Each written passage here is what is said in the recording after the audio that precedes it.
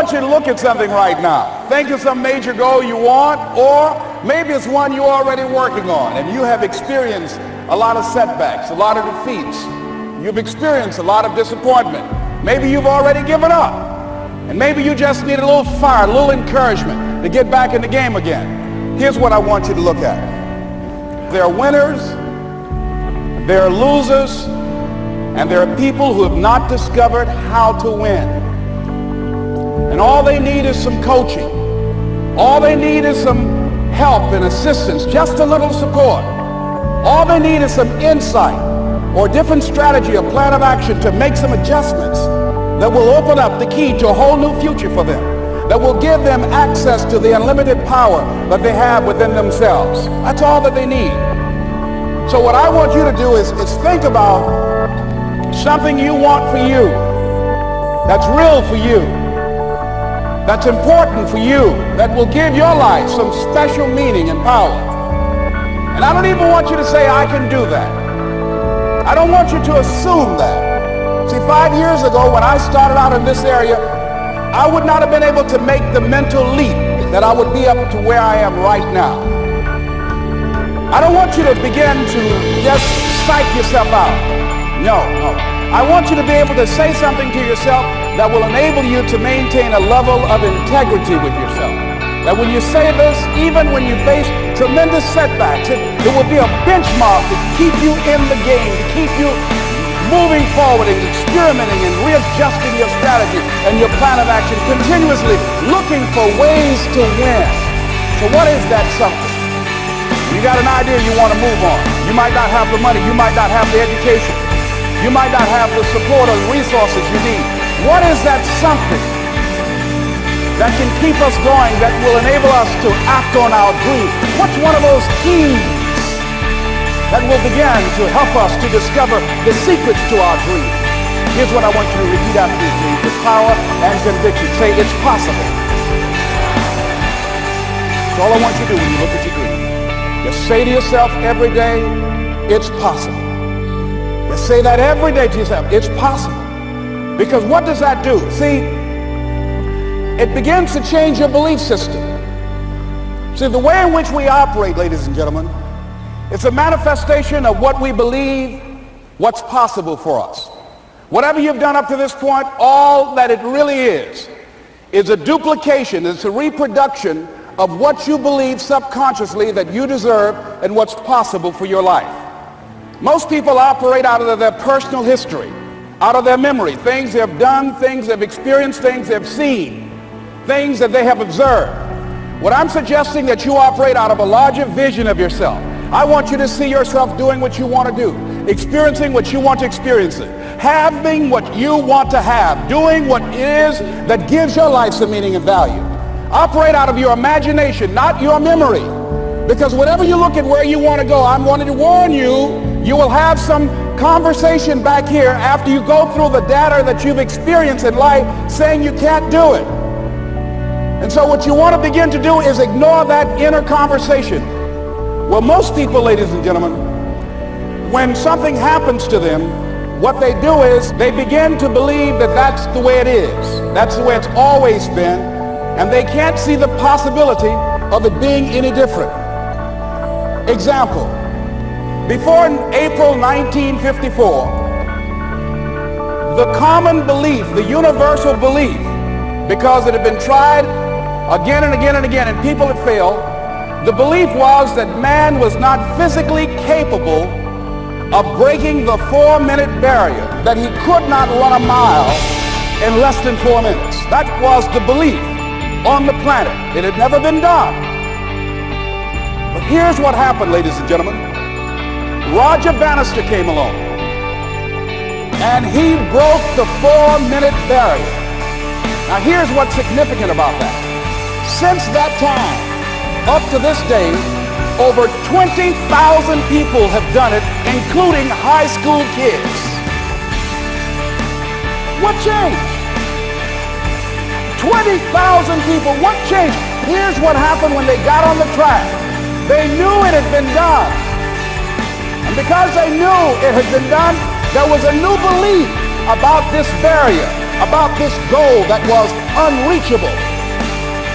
And those 20,000 people got in the race believing, knowing in their heart that someone had done it, that it's possible that they could do it. And I'm saying that if you know anybody that had some goal, some dream, something they wanted to do, and they did it, then I'm saying that you know in your heart that if someone has done it, then you can do it. It's possible. And that if someone can make their dream become a reality, that it's possible that you can make your dream become reality. And so as you begin to look at where you want to go, beginning to embrace that, it's possible. I'm blessed and highly favored. I've got a lot going for me. I got some good stuff in me. And it's possible that I can bring my greatness out here in the universe. That I can do what I want to do. It's possible I can write my own book. I can have my own business. I can take the trip and travel around the world. It's possible. I can bounce back from adversity and reinvent my life. It's possible. Regardless of where I am, the things can get better for me. It's possible. I'm thinking about two men right here in Chicago who are fairly successful, similar background, educated. They worked for a corporation for many years, and they were among many people that were laid off. Two guys who were very good friends. One went out looking for a job for several weeks along with the other one, and they faced disappointment and rejection again and again and again. They couldn't find any work, which is the story of many people across this country. One guy stopped. He became discouraged. He stopped going. He stayed home looking at television, became very argumentative and toxic with his wife, drinking beer, getting on the phone, talking to his other negative, unemployed friends. And he just gave up. The other guy kept looking for a job everywhere he could go. Every time he could get an opportunity, kept asking people, networking, checking the newspapers every day. Kept going everywhere he could, trying to find a job. You have too much education. You're overqualified. You won't be here long enough. He kept going. He kept going. He went to a place and said, look here, I tell you what, if you can't hire me, and I know you can use my talents, abilities, and skills, I don't want to sit home and do nothing. Just let me do some volunteer work. You don't have to give me anything, all right? I just want to work. I want to be busy. I said, okay, it's on you now, but don't expect me to give you anything. It's okay. This guy came in and worked. He was the first one there. The last one to leave was the best employee there. About 4 weeks later, one of the top managers quit. They were looking for a replacement. Guess who they selected? This other guy. This guy who was volunteering his time. He got the job. What was the difference between the two men? Eyesight and mindsight. Eyesight is judging on what you see, judging according to appearances. But mindsight is how you interpret what you see. One guy said, it's not possible, it's over, I'm finished. I can't do it. I can't make it. He surrendered. I've faced rejection again and again. I'm not going anymore. There are no jobs out there. But this other guy, he felt that in spite of the no's and rejections, in spite of how bad the economy is, in spite of what the newspapers are saying, that it's possible that somebody somewhere will give me a job. He just kept going, thinking it was possible. And guess what, ladies and gentlemen? That's what we have to do with our dreams. Because things happen to you in life that you can never, ever anticipate. And many times when those things happen, you want to give up. I remember when I was in broadcasting, when I was a disc jockey, I became very controversial, not only being a disc jockey, but I felt that radio was something that you not only entertain people with, but you also empower them, you educate them. And I got fired. I didn't just leave, they fired me. That was a shock. I said, wait a minute. They took my microphone. I thought that was who I was. No, ladies and gentlemen, it wasn't. I had to do something else. And I didn't know what else I could do. See, here's what I'm looking at. What are the uses for your life right now that you haven't even reached for yet? See, I believe that when you don't have enough encouragement to act on your dreams or ideas, or you're not enlightened enough, that life will act on you. See, life had moved on me and said, Les Brown, you have outgrown this. It's time for you to do something else. Well, I wasn't enlightened enough. I organized some disc jockeys and got my job back. So they had to fire me again. I got fired twice. Here's what I did. I had to think of something else. And so a guy suggested to me, he said, Les, why don't you run for office? I said, man, I've never run for office. I've never known anything about how to operate in the political arena. I've heard encourage people to register to vote and get out to vote, but I don't know anything about politics. He said, neither do the people who run for office all the time.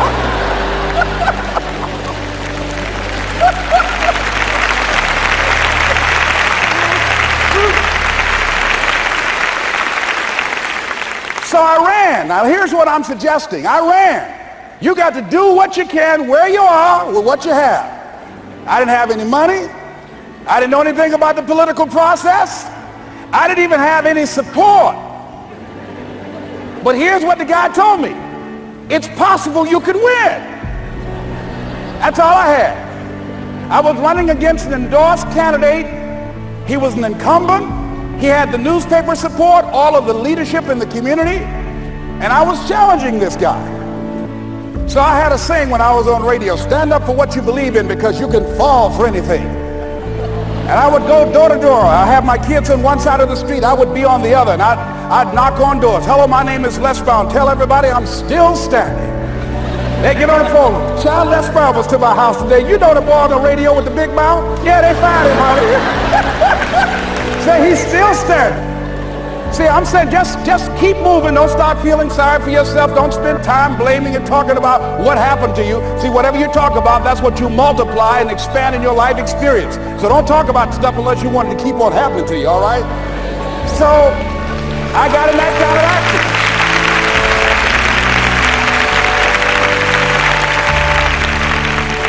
As I continue to do that, had my children with me, we're going door to door, didn't have enough money. Eventually, we got close to the election and something happened that really surprised me. Guys who I thought were going to either support me or stay out of it, various powerful community leaders, they became involved in it and they endorsed my opponent. I felt devastated. Now that's going to happen to you when you're working on your dreams. Things are going to happen that's going to catch you on the blind side. That was shocking to me. They didn't have to do that. All they had to do was just stay out of it. But here they go, come up in there messing with me. Now that's going to happen. There's some people who believe it's their personal business to stop you from living your dream, all right?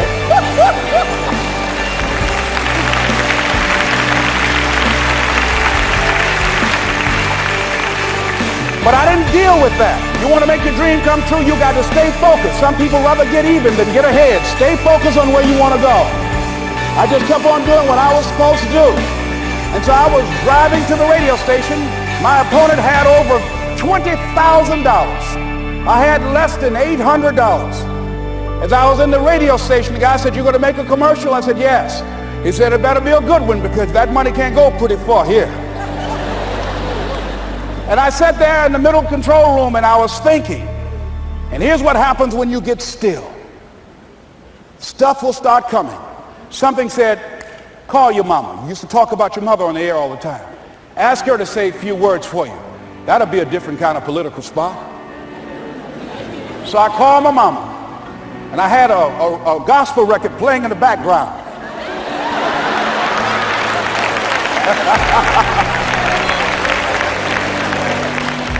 And then I had my mother say, "Hello, this is Mrs. Mamie Brown. When I raised my sons, I raised them to be good children.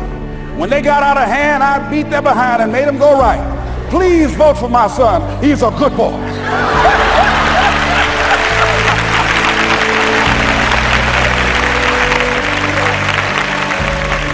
Usually in the state representative race, maybe 3,000 or 4,000 people will come out to vote in a primary. In that primary race, over 27,000 people came out and voted and said, "I'm voting for Les Brown because his mama said he's a good boy." I won, ladies and gentlemen. I won.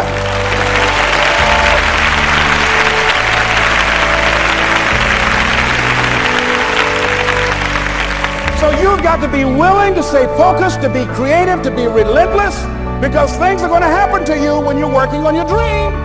When you get on track. I remember when I first got involved in speaking, one of the main things that speakers like to do is speak to a certain association that they have over 10,000 of their sales reps that come to this convention. And I was relentless. I kept saying, it's possible. It's possible. See, what I want to let you know and set you up for, because you say it's possible, don't mean that you're not going to have any problems. That Murphy's Law ain't going to come and slap you side the head. Oh, Murphy's going to come visit you. He's waiting for some of y'all out in the parking lot. Oh, you say it's possible. Okay, it's possible. You better get her up. Well, I was working. I kept saying it's possible. They got other speakers on this program. I can be on that program too. I kept selling myself. I got all fired up. And I was calling him every day. And the lady finally said, Mr. Brown, I tell you what, we want you to come in and talk to our sales executive. You got the kind of fire and guts that they want, that will motivate them. And let me tell you something else. We want you to bring your motivational tapes. You're going to need at least $50,000 worth of tapes. I said, is that right? Yes, because they want to keep that drive alive. I said, all right. I called the guy who duplicates my tapes. I said, Don, how you doing? This is Les. Let me tell you, I got a major speaking engagement. I said, man, it's a speaker's dream. I need over $50,000 worth of product. He said, Les, you don't have that kind of credit. I said, I know, but Don, I can sell that. Just right after speaking engagement, I'll give you your money in 4 days. He said, are you sure, Les? I said, yes, man, I got a major speaking engagement, and they told me to do it. He said, man, that's a big order. Let me talk with the lady with you. I said, hold on just a minute, man. Call the lady back. Hello, Evelyn, how you doing? This is Les Brown. I got Don on the phone. What did you say? Do I have the speaking engagement? Yes, you do. And what else you suggest? Les, our people, they buy a lot of tapes. Your tapes are very popular among them. I'm saying bring at least $50,000 worth of tapes, Les. You'll sell everything you got and more. I said, did you hear that, Don? He said, yes. I said, now, if anybody else has to make a decision, are you the final person? She said, I'm the final person. I will send you the contract. I want you. I said, you hear that, Don? He said, yes. I said, oh, ye of little faith. I said, duplicate the tapes, man. Hunt the phone up. Well, he duplicated the tapes. 1 week came by. I'm checking the mail every day. No contract. I said, come on, Murphy, don't start now, man. Come on. Come on, man, give me a break. Come on, you know, this ain't fair. Come on, man. Give your boy a break. Come on. I talked to myself, you know. I didn't want to call him right now. 2 weeks passed by. Murphy said, don't you think you ought to call me? I said, okay. I called. I said, hello, this is Les Brown calling. How you doing, Les? I said, fine. I said, Evelyn hasn't sent my contract out yet. Any additional information you need? So, Les, you haven't heard? I said, no. I said, Evelyn died. I said, she died? I said, did she say anything about me?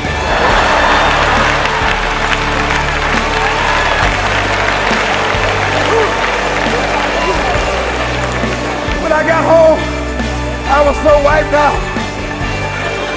And Murphy was in the house waiting on me. Murphy said, is it possible you want to listen to some of your tapes?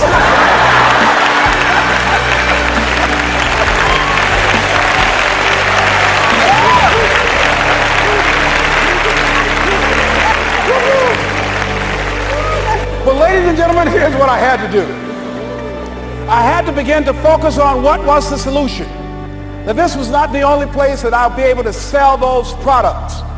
And as I began to challenge myself and got some help and support and some other input, I eventually did. It took longer, but it was challenging.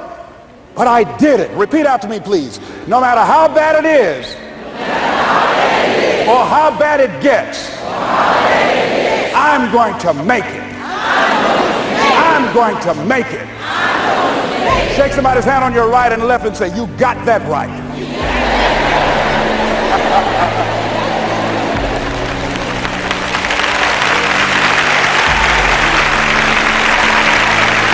Repeat after me, please. It's possible. I can have my dream. I can get what I want. I must be creative and never give up. Now, let me share something else with you, ladies and gentlemen. When you know within yourself that there's something you want to do, and I believe that all of us were born with a purpose, that all of us have something that we are supposed to do, that all of us have some goodness within us, and that goodness gives us a responsibility to manifest our greatness. And when you know that, you can feel it in your guts, and you know that you're deliberately operating below your potential, you've gotten comfortable, you stop expanding, you stop stretching, you stop challenging yourself. Let me share something else with you. Not only is it possible for you to have your dream, but it's necessary. It's necessary that you have it, that you work on it, that you develop yourself, that you go for what is yours in the universe. I have a friend that at the beginning of the year I was in Los Angeles giving a speech, and I do a seminar teaching people how to become involved in the speaking business, and also one called Speaking with Power, teaching people how to begin to develop their communication skills. And this friend, I said, I want you to work with me. I called her up. She said, Les, are you sure I can do it? Sure you can. You have a PhD in communications. I don't have that. If I can do it, sure you can do it. In fact, I'm going to give you the support that you need. Here's what I realized, ladies and gentlemen. We only have enough energy to take us to a certain level. But it's necessary that we assemble ourselves with other people who share our vision, other people that can see it for us, to give ourselves a home court advantage.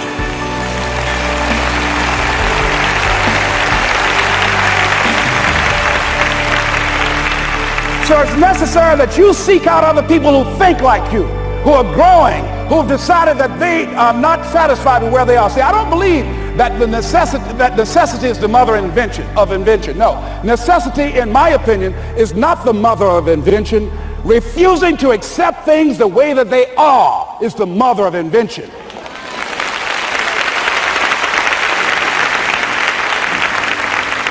When you decide, I'm not going to settle for this, this is not going to be it for my life, I deserve more than this. See, that will start making you do some stuff. See, a lot of people go to work every day miserable, and all they do is just talk about how miserable they are. But they don't do anything about it. So I was telling her that I knew she hated her job with a passion. I said, you can do this. You got more going for you than I have going for me. And we've been going through this for years, ladies and gentlemen. She'd been to my seminar speaking for a living. She brought her husband, and that was one of the major problems that I realized that happened in her life. He couldn't see it for her. So you got to make sure that you have people in your life that can see it for you, that will encourage you. Non-affirming relationships can hurt you.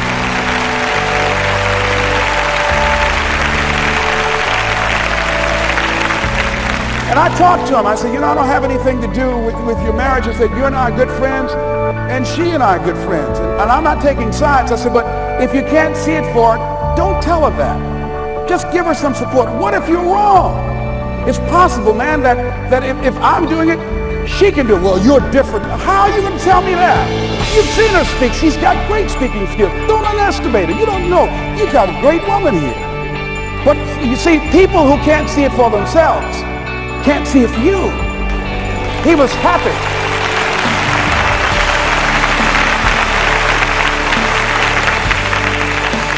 So I said, will you do it with me? I said, I'm going to give you the support you need. You can't do it by yourself.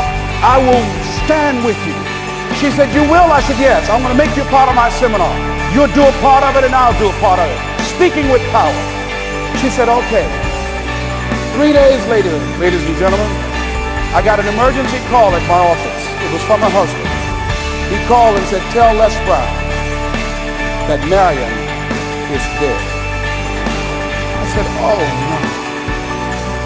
When I was flying there to go to the funeral, and I remember the last time that I saw her, and I had some of her papers that I had gotten inadvertently confused with mine, and I took them home. And I was searching through these papers to do one of her works. She was a prolific writer. And what got me, what was so sad that made me begin to cry, was that there were poems that she had started that were profound poems, great thoughts that she didn't complete. Plays that she had started that she didn't complete. See, that poem was given to her. I can't finish that for her, nor can you.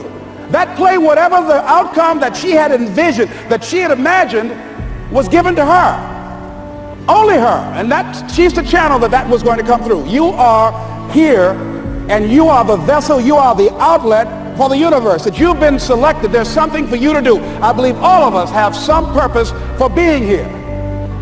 And as I was going to the funeral, and I was reading a newspaper that said that millions of people are dying because of what they're eating, talking about their diet.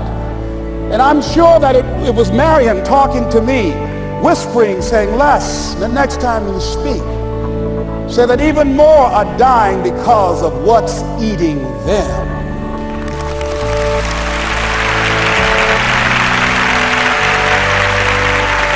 When the challenges of life come your way, you got to find ways to increase your sense of self-appreciation, because if you don't, you're bombarded with negative stuff every day that beats you down, and you will find yourself unconsciously engaged in self-destructive behavior. If you don't program yourself, life will program you.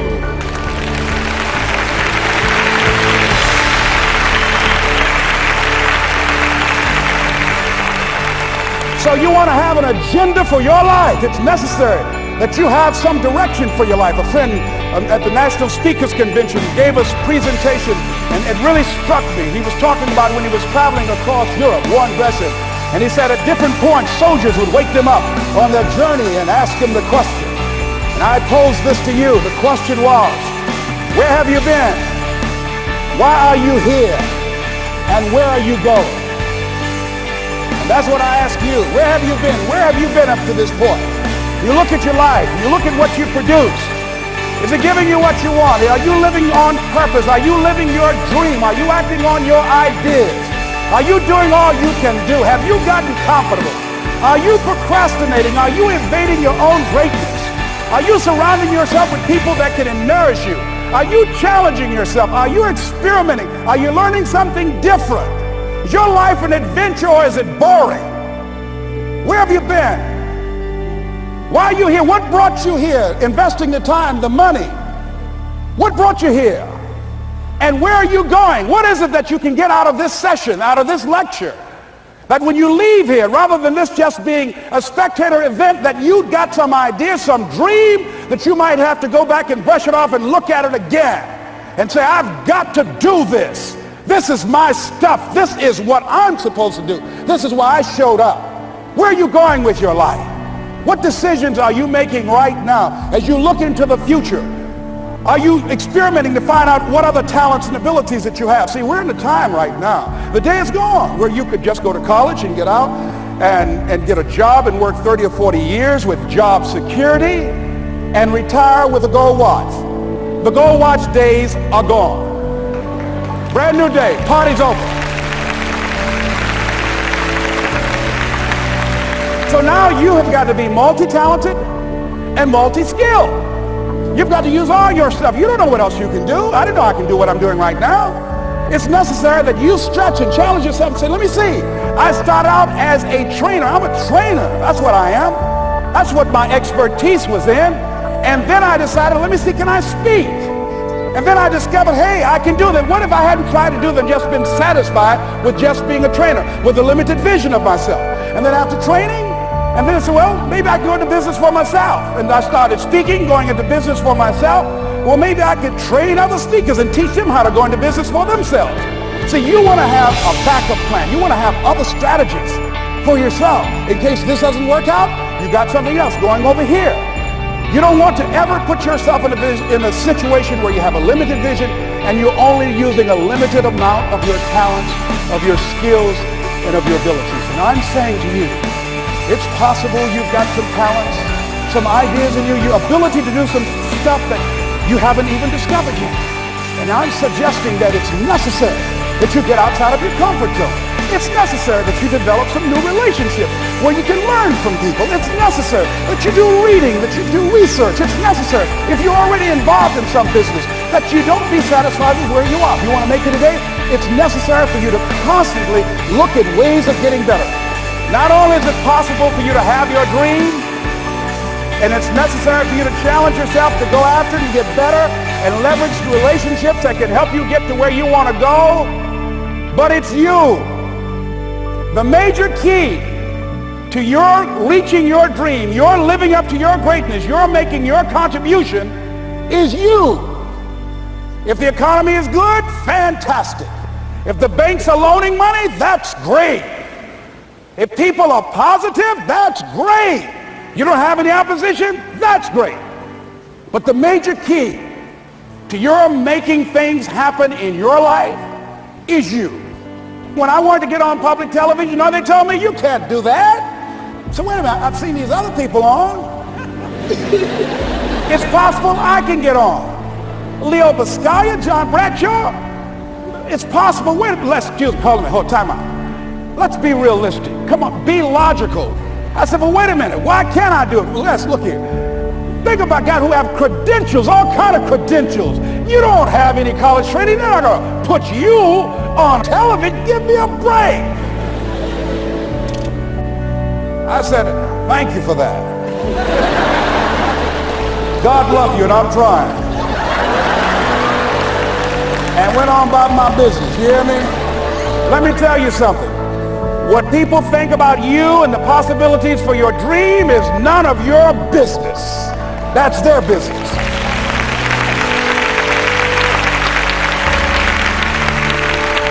They have no imagination, ladies and gentlemen.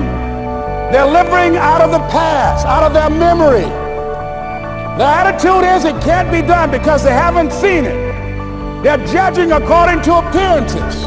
The people that are going to make it in the future, the people that are making it today, let me share something with you. History is being read, but it's also being written by people with imagination.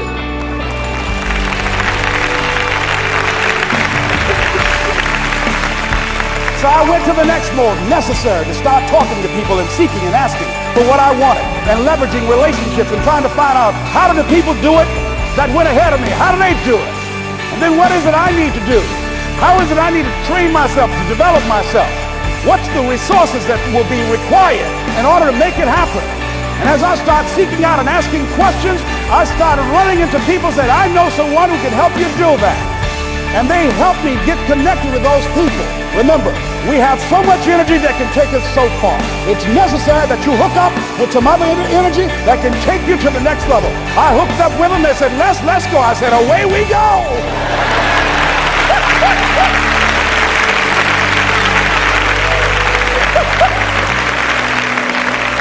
And guess what? Here we are. I love it. You want your stuff? It's necessary you take responsibility for it. That you make it happen, that you don't give up, that you don't take any objection or disappointment or defeats personally, that you keep on keeping on, that you don't decide that I can't make it because you can't see the light at the end of the tunnel, that you realize that's a part of the program. And here's something you've got to resolve. Say this to yourself every day. See, as long as you're breathing, you got a shot at your dream. That's the way I resolve. Say this, please. It's not over until I win. You got that right.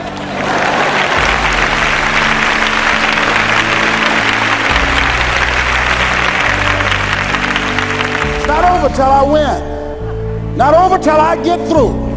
It's not over till I get over. Not over till I get what I want. Door can't open today, look out. I'm going to come back and take the hinges off. That's how you got to do that. You've got to have that kind of courage, that type of determination. If you want to make it happen, it's you. That you've got to take personal responsibility to make it happen. That you have got to own what it is that you want to do. If it's taking care of your well-being, if it's making a difference in our school system, if it's working with senior citizens, if it's to protect our ecology, if it's to create an economic renaissance, if it's just to take yourself to another level, it's you. You've got to make that happen. We can point out many things that can make it inconvenient or can slow us down. but ultimately, it's on us. Next step is, not only is it possible and necessary, and it's you to live your dream, to make this greatness that you have within you become a reality, but what I've come to appreciate when you're working on changing your life, changing some bad habit, getting out of addictive situations or relationships, or working to build a dream or making a difference in our society, or learning something that's very challenging. Here's what I realized, ladies and gentlemen, and develop a great deal of respect for. It's hard. Easy is not an option. It's hard living. Life is hard. See, it's hard when you are 49 years old, been working on a job for 17 years, and they come in and tell you you're finished and give you 1 week severance pay. And you got to start all over again. It's hard when you're married and raising children and your children are crawling and your husband dies unexpectedly. It's hard handling just the tragedies of life. It's hard when you're working on something and you put everything you have in it and it doesn't work out. You lose your money and other people's money. It's hard. It was rough when I lost my job and I could not find a job. It was humiliating and embarrassing, borrowing money, and then I couldn't pay the money back when I told them I would. That's rough. How people look at you, how they respond to you. It's very hard. It's humiliating. Here's what I discovered that happens to you in life, that you will go through things, and while you're going through them, you can't understand why it's happening to you. But after you go through it, you get back and you look at it and you say, oh, now I understand why I needed that lesson. Have you ever happened to you? Raise your hand. Did it ever happen to you that I couldn't understand it then, but after I got through it, then I saw that that was preparing me for bigger and better things.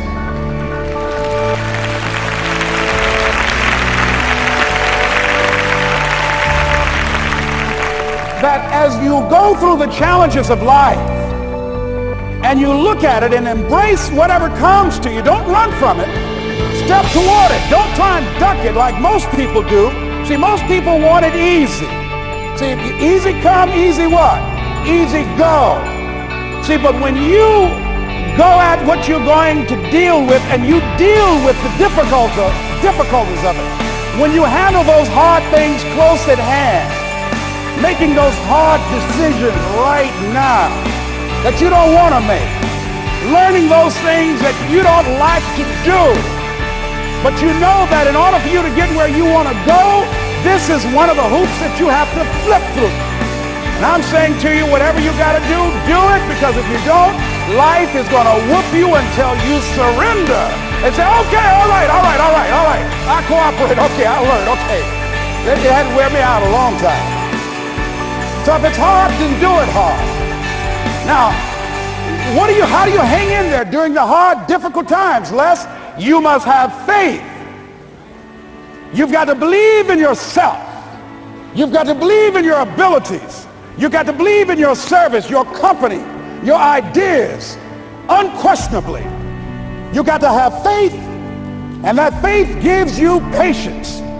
That it's not going to happen as quickly as you want it to happen. A lot of things are going to happen that will catch you off guard. And so therefore you've got to deal with and handle it as it comes.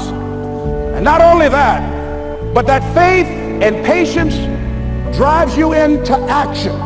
You've got to keep moving and keep plugging away. In the Far East, they have something that's called the Chinese bamboo tree. The Chinese bamboo tree takes 5 years to grow. And when they go through a process of growing it, they have to water and fertilize the ground where it is every day. And it doesn't break through the ground until the 5th year. Okay? But once it breaks through the ground, within 5 weeks, it grows 90 feet tall. Now the question is, does it grow 90 feet tall in 5 weeks or 5 years? The answer is obvious. It grows 90 feet tall in 5 years. Because at any time that person stopped watering and nurturing and fertilizing that dream, that bamboo tree would have died in the ground. And I can see people coming out talking to a guy out there watering and fertilizing the ground that's not showing anything. Hey, what you doing? You've been out here a long time, man. And the conversation in the neighborhood is, you growing a Chinese bamboo tree, is that right? Yeah, that's right. Well, even Ray Charles and Stevie Wonder can see ain't nothing showing. You know that's how people are going to do you? So how long you been working on this? How long have you been working on your dreams? Good. And you have nothing to show. This is all you got to show. People are going to do that to you. And some people, ladies and gentlemen, they stop. Because they don't see instant results. It doesn't happen quickly. They stop. Oh, no. You got to keep on watering your dream. And when it began to happen, they stopped laughing. They said, look. Whoa, look here. Look out. Hey, man, you know, I know you could do it. Look here, you got a job here?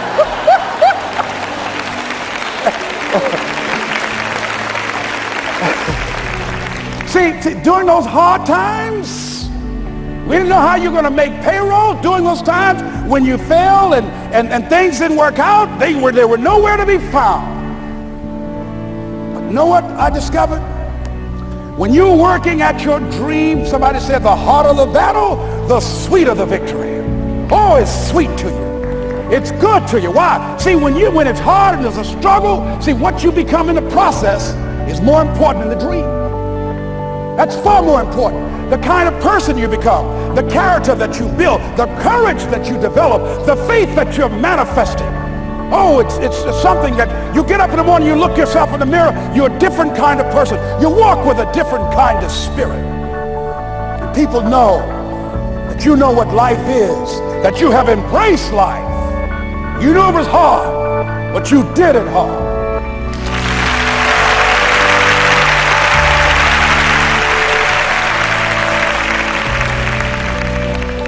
Now it takes us to the next level.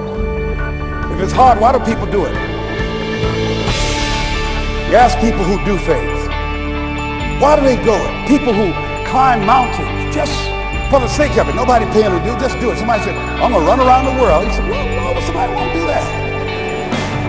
I'm going to swim the Atlantic Channel. Why?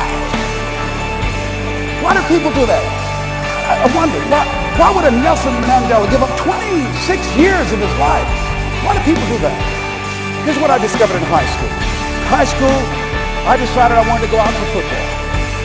Never forget this. And I discovered why people do things. You know why, ladies and gentlemen? Even though it's hard, it's worth it. It's worth it. See, one day we had Coach Alton Hepburn had this plaque down and he's wood on the floor, on the ground. He said, Brown, come over here. I had my suit on. I said, yes, sir.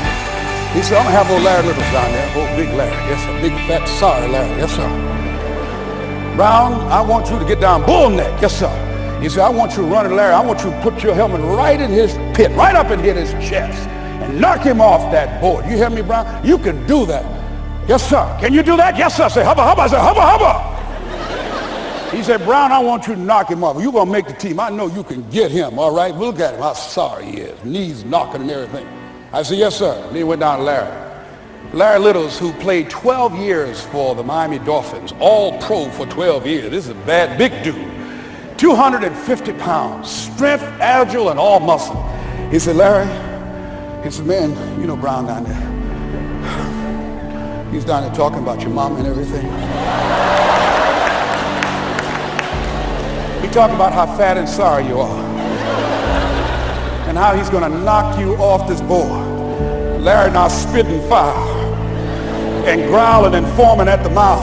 And I'm looking at Larry saying, oh, hubba, hubba. He said, look at that fool down there growling. He told me he's going to scare you, that you're going to leave. Are you going to leave? No, coach, I ain't going to leave. Go down there and knock him out the park. Boy, coach got back. He winked at me. Go get him, Brown. I went hard. I ran into Larry with my helmet. Larry said, boom. I don't know where I landed. When they woke me up, I said, can y'all take his helmet off me for a minute? I said, y'all got any more positions out here? They said, like where? I said, don't y'all need an announcer? I said, Brian, where you going? I was crying. They said, man, some girls over there. I said, oh, yeah, man, I'm hurt. So that fool almost killed me, man. He said, Brian, you quit, man? I said, yeah. I said, what? I said, it ain't worth it, man. No, it ain't worth it. Y'all go ahead. Y'all crazy. I'll be your announcer, man. I was calling the game. I was up there in the booth. Call good games, too. Because the pain wasn't worth it. And I'm saying to you, you know why people do what they do? The people who go after their stuff, what makes it worth it? It's got to be your passion. You got to love it, ladies and gentlemen. You got to love it. It's got to be what you are supposed to do. You want to sing, and even though they want to invite you to Carnegie Hall, you're going to sing to anybody that listens to you, including sing it to yourself. I used to talk to my plants when nobody else would listen to me. You got to write, even if no one published your book, write, because that was given to you to do. You do what it is you're supposed to. You're supposed to build something. You're supposed to create something. I don't know how to do it. Learn. Do whatever is required. Just go out there. It's possible you can get what you want. It's necessary. If you want it, you got to go into action. You got to be willing to experiment. You got to be willing to fail and to succeed. You got to be willing to form and to develop new relationships. It's you. It's on you. You got to make that happen. Nobody's going to bring it to you on a silver platter and say, here's your dream manifested. No, it's hard. Yes, it's hard. It's difficult. Yes, right. And it's worth it.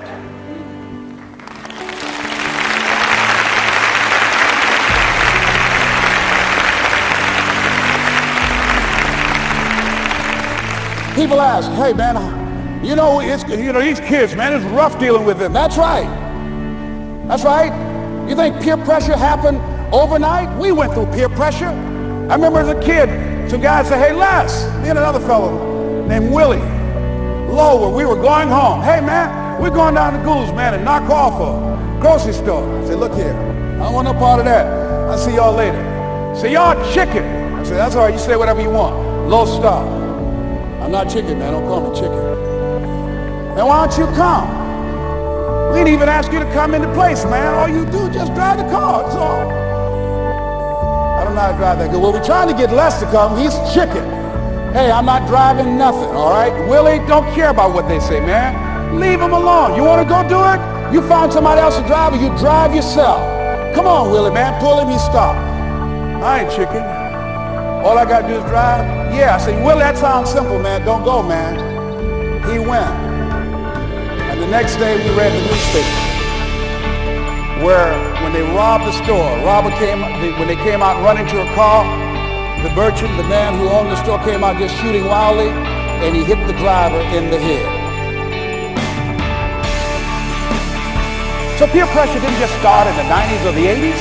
It's difficult and it's challenging for kids right now.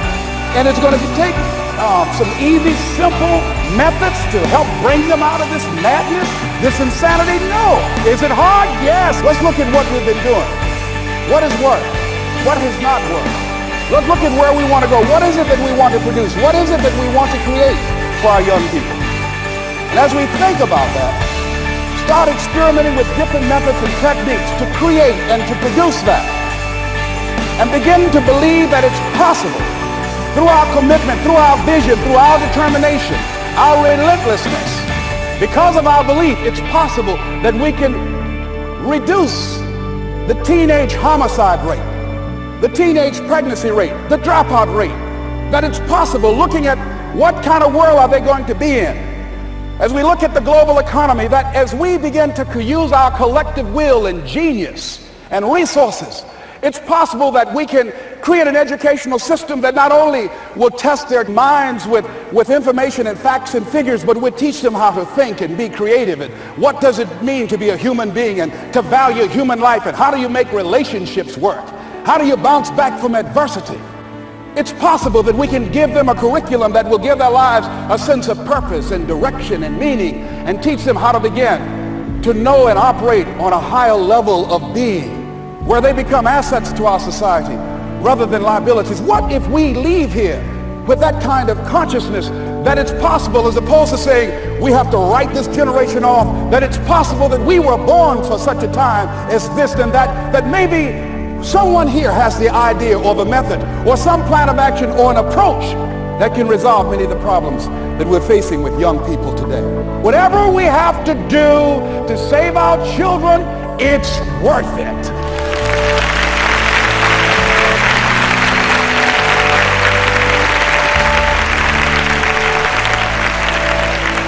So that brings me to the final step, that it's necessary for us to begin to look at the future and know that it's possible that we can have our dream. Yes, it is. Other people have done it, then we can do it. We fail a lot of times. Well, a lot of other folks fail, and eventually they came back and they succeeded. So it's possible we can have what we want, and we know that we want to get it. It's necessary that we align ourselves with people that think like we do. It's necessary we get negative, do-nothing people out of our lives. It's necessary we never stop learning and growing and developing ourselves. It's necessary that we never give up. We know that it's you, it's me, it's being responsible for our stuff and deciding that we're going to keep on keeping on, that we're going to find a way to win or find a way to make it happen. And we know it's hard. It's not going to be a picnic. Yes, it's hard, and we will do it hard. And once we do it hard and we go through it, we realize it was worth it. And once you discover it was worth it, it is done. It's done.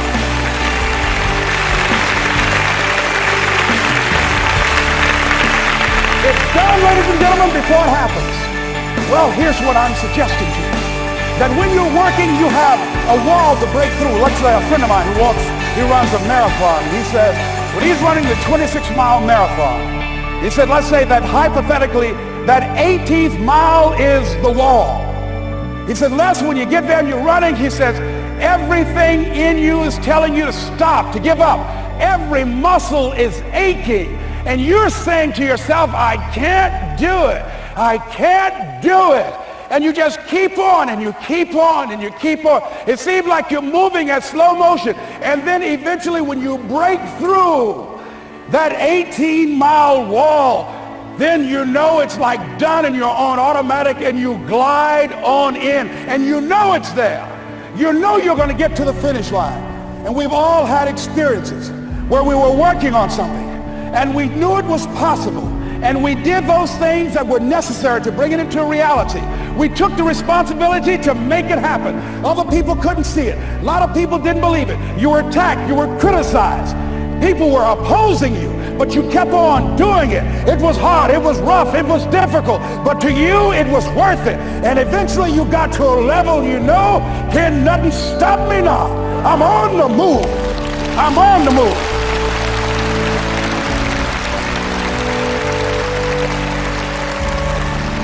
Finally, I'm thinking about a friend of mine who is no longer operating on this dimension. His name is Jack Boland.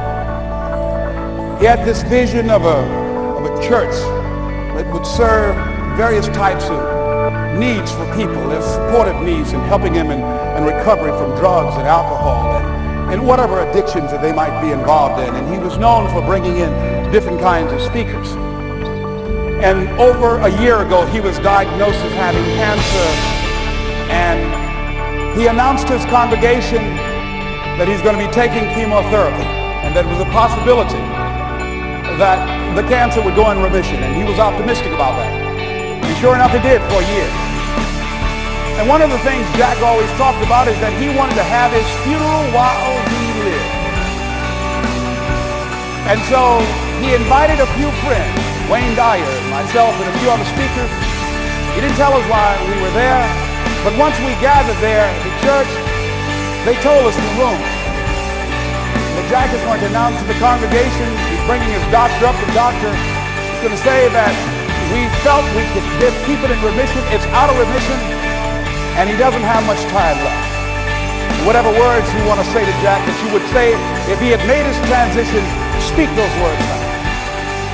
Well, we were shocked and we were somewhat stunned until Jack got there. They brought him in a wheelchair, and boy, was he courageous, and he had a strong smile, and they helped him up the steps, and he sat behind the podium, and each of us got up and we said a few things about Jack and the impact that he made on our lives.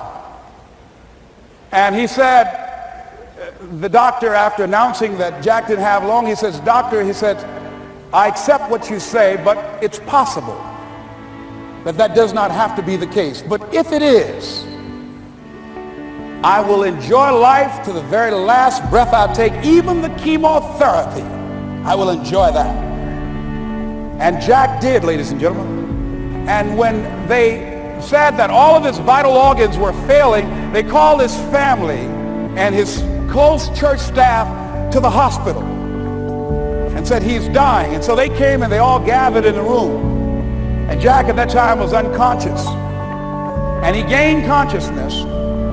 And he looked at them and he said, well, what strength he had, he said, "I want to thank you all for being here.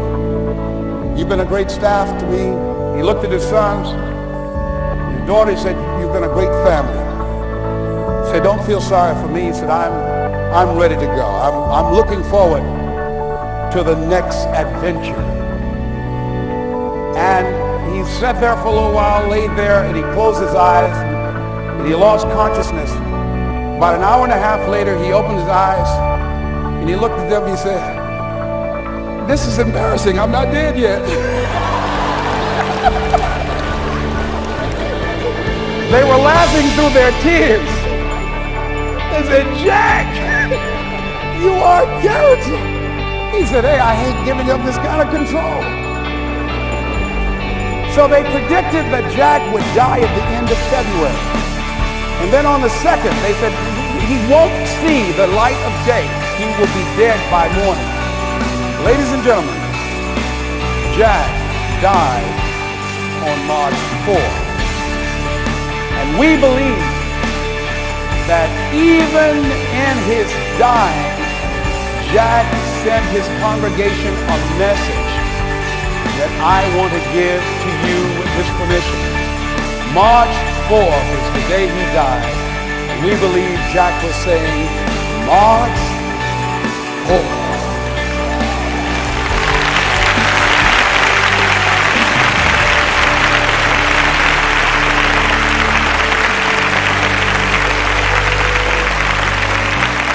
So I say, as you look into the future, while other people are giving up, feeling like victims, feeling powerless, becoming negative, turning on each other rather than to each other, feeling that they can't make it, be ye not conformed to this world, but be ye transformed by the renewing of your mind with the mindset of that it's possible that we can save this generation. It's possible that we can create new industries, a new economy. It's possible that I can find a new profession, a new job. It's possible I can create a new life. And it's necessary that I become actively involved in becoming a positive force in my life and on the planet. And it's me, yes, it's you, it's all of us pulling together, working together to create this brand new future. And it's going to be hard. Easy is not an option. But if it's hard, we will do it hard. Whatever is required to snatch victory from the jaws of defeat. And it's worth it, yes. It's worth whatever we have to do. And once we know that, it is done. It is done. It is done. It is done.